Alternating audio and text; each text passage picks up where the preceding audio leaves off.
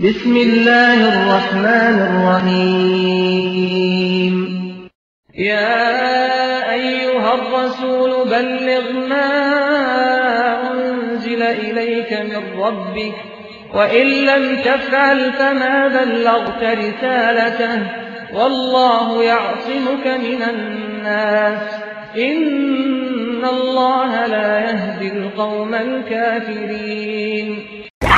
Saint کی ایک کرسی لینے کے لیے ہمیں اللہ مشکل کشا کی آوازیں کو بھلا کر نعرہ حیدری یا علی کی صدا کو برداشت کرنا پڑے گا۔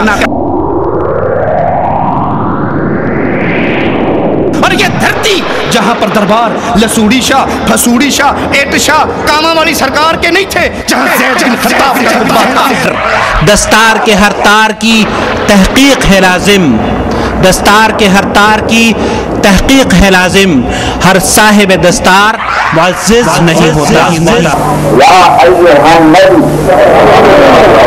اے غیب کی خبر سنانے والے،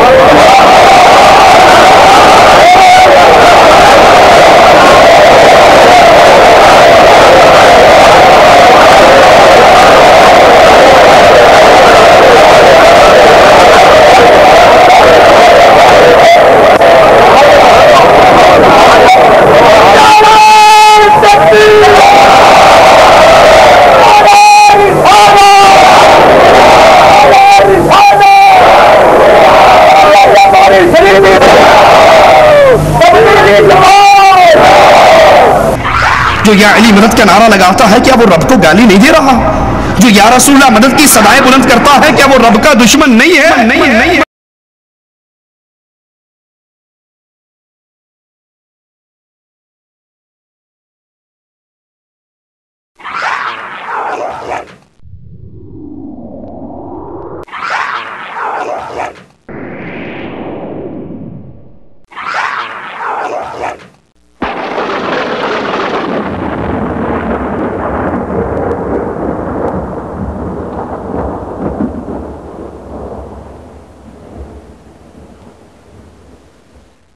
ابو بکر گزرے مشرکین کے محلے سے، یہودیوں کے محلے سے گزرے۔ ایک یہودی کہہ رہا تھا اللہ فقیر ہے ہم غنی ہے، اللہ ہم سے چندہ خیرات مانگتا ہے، اس کے منہ پہ تھپڑ مارا۔ وہ روتا ہوا نبی کے پاس آیا، ابو بکر نے کہا اس نے میرے رب کو گالی دی تھی، وہ مکر گیا، آپ نے گواہ مانگا، صدیق اکبر کی گواہی دینے والا کائنات میں کوئی نہ رہا، عرش والے نے اپنے عرش سے ابو بکر کی گواہی دی، اگر تم نے نہیں سنا میں نے تو سنا تھا۔ یہ توحید کی غیرت کاش میرے اور آپ کے دل میں پیدا ہو جائے، یہ ایمان میرے دل میں پیدا ہو جائے کہ ساری چیز قربان ہو سکتی ہے، رب کی توحید پہ کمپرومائز نہیں ہو سکتا۔ اور یہ الفاظ سن کر نیچے سے نعرہ رسالت، نعرہ حیدری یا علی مدد کے نعرے لگے۔ مولانا طارق جمیل کے ماتھے پر ایک جو تک نہ رینگی، ان کے ماتھے پر بل نہیں پڑا، ان کو کوئی تکلیف نہیں ہوئی کہ یہ یا علی مدد کہنے والے اللہ کو گالی دے رہے ہیں، علی کو اللہ کا شریک بنا رہے ہیں، رسول اللہ کو اللہ کا شریک بنا رہے ہیں، اور مواحد کبھی اپنے رب کی توہین کو برداشت نہیں کیا کرتا۔ مولانا فرماتے ہیں کہ اللہ نے ہمیں اپنی عبادت کے لیے پیدا کیا کہ اس کی عبادت کی جائے، اس کا ذکر کیا جائے، صبح شام اس کی تسبیح کی جائے، اور کہا میں کل عصر کی نماز سے اس عرس میں مولد شریف کی قبر کے اس عرس میں میں یہی کچھ دیکھ رہا ہوں، یہاں اللہ کی عبادت ہو رہی ہے، یہاں اللہ کا ذکر ہو رہا ہے۔ میں نے تمہیں اس لیے نہیں پیدا کیا کہ میرے خزانے تھوڑے تھے تمہیں پیدا کر کے پورے کروں، وَلَا لِأَسْتَعْنِسَبَكُمْ مِنْ وَحْشَةٍ، نہ اس لیے پیدا کیا کہ اکیلے میں جیت براتا تھا، وَلَا لِأَسْتَعِينَ لَكُمْ عَلَىٰ أَمْرٍ قَدْ عَجَزْتُ عَنْهُ، میں اس لیے پیدا کیا کہ میں کوئی کام نہیں کر سکتا تھا تم سے کرواؤں نہیں، إِنَّمَا خَلَقْتُكُمْ لِتَعْبُدُونِي طَوِيلًا وَتَذْكُرُونِي كَثِيرًا وَتُسَبِّحُونِي بُكْرَةً وَأَصِيلًا۔ اس حدیث کا نمونہ کر کے ہم یہاں دیکھ رہے ہیں۔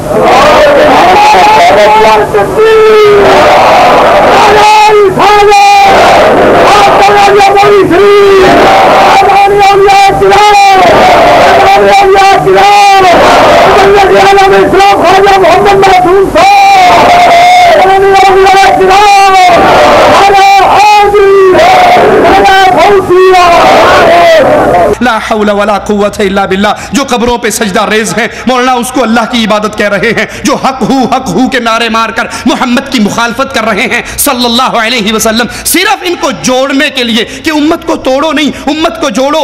ارے ہم بھی کہتے ہیں امت کو جوڑو لیکن اللہ کے لیے امت کو تھوک سے نہیں جوڑو, ایلفی سے جوڑو.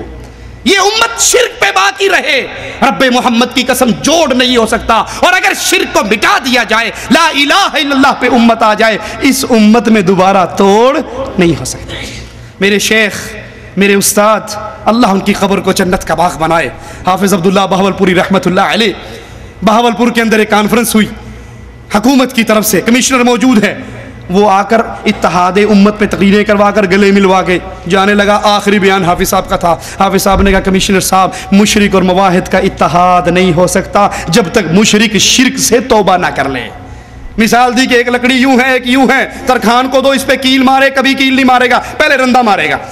رندہ مار کس کو سیدھا کرے گا؟ ارے جو قبر کو پوج رہا ہے اور جو اللہ کو پوج رہا ہے کیسے ایک ہو سکتے ہیں؟ جو قبر کے سامنے سجدہ ریز ہے اور جو اللہ کے سامنے سجدہ ریز ہے یہ کیسے ایک ہو سکتے ہیں؟ جو لا الہ الا اللہ کی آواز لگاتا ہے اور جو یہ آواز لگاتا ہے ادرکنی یا علی اغثنی یا علی یا عبد القادر جیلانی شیئا للہ, لا الہ الا اللہ کہنے والا اور یہ مشرک کیسے ایک ہو سکتے ہیں؟ مواحد ہے, مشرک ہے. ان کے اندر توحید کے اوپر جوڑ ہو سکتا ہے اور توحید کے بغیر جوڑ نہیں ہو سکتا. مولانا طارق جمیل گدی نشین جو اس پورے شرک کے دھندے کو چلا رہا ہے اس کی تعریف کرتے ہوئے کہتے ہیں کہ ان حضرت کی ان بزرگوں کی خدمت میں بار بار آنا نہیں ہوتا اور ان حضرت والا کی ذات ہمارے تمہارے ملنے کا وسیلہ بنی, حالانکہ یہ حضرت والا پورے شرک کے دھندے کی آئی جی ہیں. اور رسول اللہ صلی اللہ علیہ وسلم کی حدیث سنیے, اللہ کے نبی نے فرمایا کوئی شخص قبر کا مجاور بنے اس سے بہتر ہے. جاؤ ان گدی نشینوں کو سناؤ, جاؤ ان مخدوموں کو سناؤ, جاؤ ان قبر کی سرپرستی کرنے والوں کو سناؤ, جاؤ ان قبر کے دھندے چلانے والوں کو سناؤ. اور کاش تم ان کو بھی سناؤ جو حجویری کی قبر پہ کمپلیکس بنانے والوں کو گلے لگا کر کہتے ہیں ہم مسلم لیگ نون کے لیے جان بھی دینے کو تیار ہیں. کاش ان کے کان سے یہ حدیث ٹکرا جائے. نبی نے فرمایا جو قبر کا مجاور بنے, جو قبر کے اوپر بیٹھے اس سے بہتر ہے اگر وہ آگ کے انگارے پہ بیٹھ جائے اور آگ اس کو جلا کر راکھ کر ڈالے. یہ گدی نشین یہ طاغوت ہیں جو اس وقت اللہ کی عبادت کے علاوہ ان کی عبادت کروا رہے ہیں.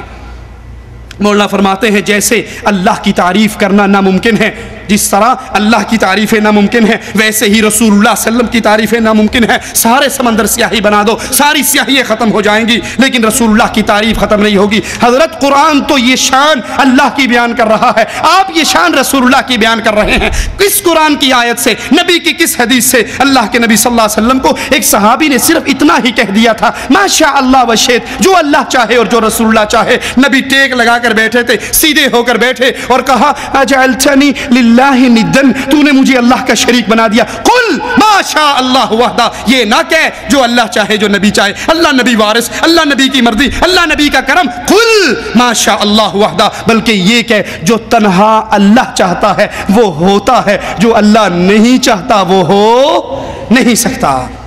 اجعلتنی للہ ندن, تو نے مجھے اللہ کا شریک بنا دیا. مولانا فرماتے ہیں کہ ابو ہریرہ نے پوچھا, حدیث سنیے مولانا طارق جمیل صاحب کی بیان کردہ. ابو ہریرہ نے رسول اللہ صلی اللہ علیہ وسلم سے پوچھا آپ کو نبوت کب ملی؟ تو آپ نے فرمایا ابھی آدم علیہ السلام کا کہیں وجود نہیں تھا اور اللہ مجھے محمد کو نبی بنا چکا. کب تھے, کب نبوت ملی؟ ابو ہریرہ رضی اللہ تعالیٰ عنہ پوچھ رہے ہیں متى وجبت لک النبوہ, یا رسول اللہ آپ کو نبوت کب ملی؟ اس کا جواب کیا تھا؟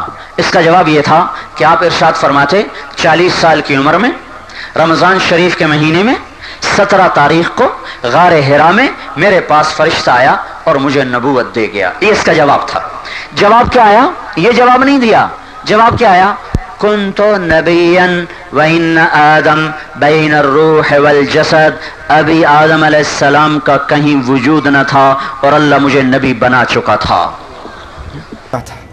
انا للہ و انا الیہ راجعون.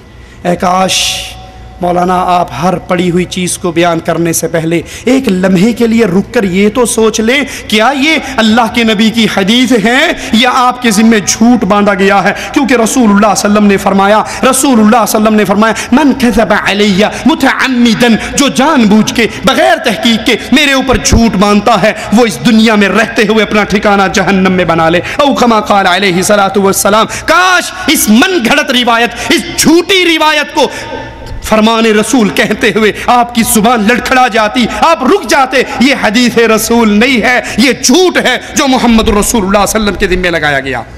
مولانا طارق جمیل فرماتے ہیں کہ کوئی ایسا با اختیار دکھاؤ جو اشارہ کرے تو اللہ سونے چاندی کے گھر مدینے میں کھڑے کر دے، ریشمی لباس پہنا دے، سونے چاندی کی تاروں کا قالین بچھا دے۔